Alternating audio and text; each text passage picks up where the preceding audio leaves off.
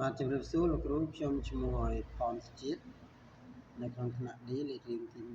1សូមធ្វើការសង្ខេបមេរៀនសប្តាហ៍ទី4និយាយអំពីគោលការណ៍វិតម្លៃប្រកបដោយប្រសិទ្ធភាពបាទនៅក្នុងមេរៀននេះមានវត្ថុបំណងបកស្រាយនិយមន័យវិធីសាស្ត្រនិងលក្ខណៈដែលមានប្រសិទ្ធភាពក្នុងការវិតម្លៃការសិក្សាតាមរយៈការបង្ហាញរូបភាពជាក់ស្ដែងនិងសំណួរកំណត់វិធីសាស្ត្រវិតម្លៃសម្រាប់ការសិក្សាមានដូចជាសុពលភាពនិងភាពជឿជាក់ក្នុងការវិតម្លៃភាពវិជ្ជមានសុក្រឹតភាពនិងមានស្តង់ដារសម្រាប់ការវិតម្លៃការសិក្សាបានត្រឹមត្រូវទម្លាប់វិតម្លៃការសិក្សារបស់សិស្សប្រកបដោយគុណភាពនិងប្រសិទ្ធភាពមាតិកាទី1និយាយអំពីសេចក្តីដើមទី2និយមន័យប្រសិទ្ធភាពក្នុងការវិតម្លៃទី3លក្ខណៈវិនិច្ឆ័យដែលធានាប្រសិទ្ធភាពក្នុងការវិតម្លៃការសិក្សា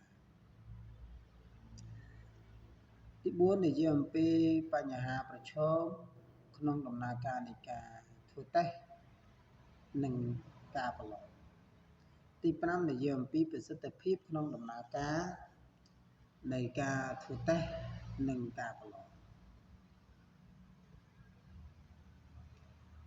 សេចក្តីផ្ដើមការវិតម្លៃការសិក្សាត្រូវបានប្រើប្រាស់ដើម្បីវិនិច្ឆ័យពីលទ្ធផលការសិក្សានិងការអនុវត្តរបស់សិស្សលទ្ធផល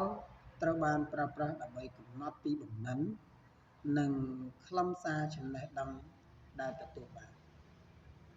គ្រូគួរតែធ្វើការវិតម្លៃឲ្យបានត្រឹមត្រូវតាមដែលអាចធ្វើទៅបាន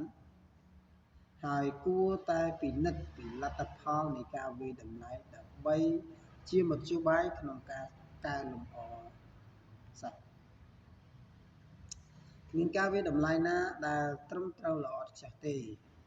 តែវាបង្កប់ភាពលំអៀងនៅក្នុងនោះវាតែងបង្កប់ភាពលំអៀងនៅក្នុងនោះប្រសិនបើតេស្តនោះលំបាកពេក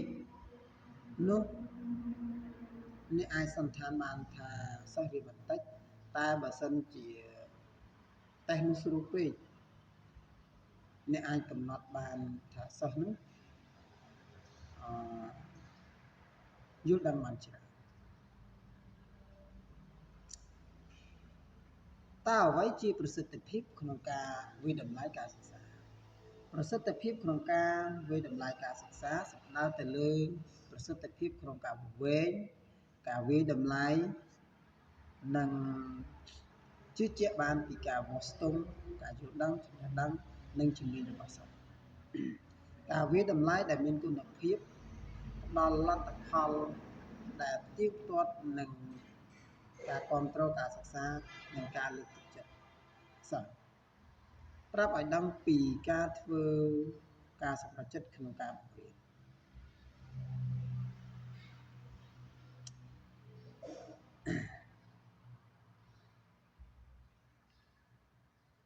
លក្ខណៈវិនិច្ឆ័យដែលធានាប្រសិទ្ធភាពក្នុងការវិតម្លៃការសិក្សាទី1លទ្ធផលការសិក្សារំពឹងទុកក្នុង1ម៉ោងសិក្សាដែលច្បាស់លាស់និងសមស្របមិនវែងពេកមិនខ្លីពេកហើយមានវត្ថុបំណងច្បាស់លាស់ការបន្ស៊ីគ្នារវាងវិធីសាស្ត្រវិតម្លៃនិងលទ្ធផលសិក្សារំពឹងទុកក្នុង1ម៉ោងសិក្សាទី3និយាយអំពីសុពលភាពមានន័យថាវាទាន់សម័យកាលការធ្វើតេស្តទាន់សម័យកាលស្របទៅនឹងបរិបទទី3ភាពជឿជាក់ទី4ភាពជឿជាក់ទី5សុក្រឹតភាពទី6ផលវិបាកវិជ្ជមាន និងទី7ការអនុវត្តប្រសិទ្ធភាព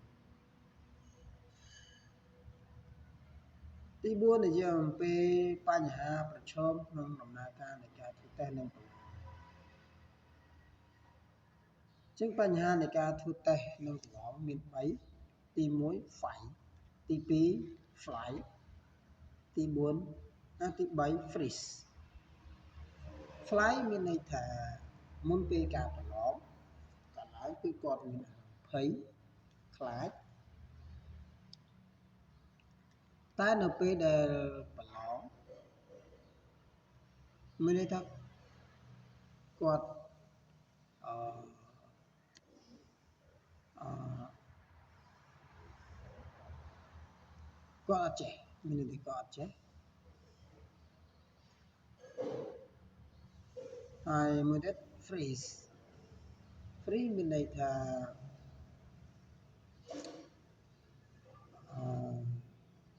ពេលប្រឡងគាត់ជាប់គាំងគាត់ធ្វើអត់ចេះអញ្ចឹងគាត់បរាជ័យនៅក្នុងការប្រឡងទី5និយាយអំពីប្រសិទ្ធភាពក្នុងដំណើរការនៃការធ្វើតេស្តនិងប្រឡងអញ្ចឹងប្រសិទ្ធភាពនៃការធ្វើតេស្តនៃការប្រឡងគឺមាន2ទី1មុនពេលប្រឡងចាប់ដើមទី2ពេលកំពុងប្រឡងមុនពេលប្រឡងចាប់ដើមត្រូវណែនាំអំពីដំណើរការនៃការប្រឡងនិងគោលបំណងឲ្យបានច្បាស់លាស់ដូចជាការដាក់ពិន្ទុ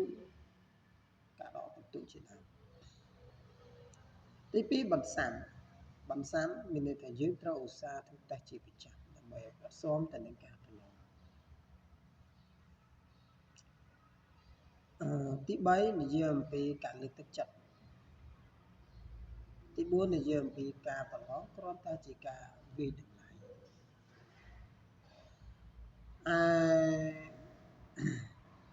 ពេលកំពុងដំណើរការប្រឡងបន្ទប់ត្រូវមានស្តង់ដារគ្មានសម្លេងរំខានប្រាប់ម៉ោងនិងនាទីទៅតាមដំណាក់កាលគួរឲ្យអ្នកដទៃទៀតរក្សាភាពស្ងៀមស្ងាត់នៅក្នុងថ្នាក់ចិត្តដល់ម៉ោងឲ្យគាត់សម្រួលអារម្មណ៍ហើយចុងក្រោយការប្រើប្រាស់ខ្លាំងបាទអរគុណហើយសូមជម្រាប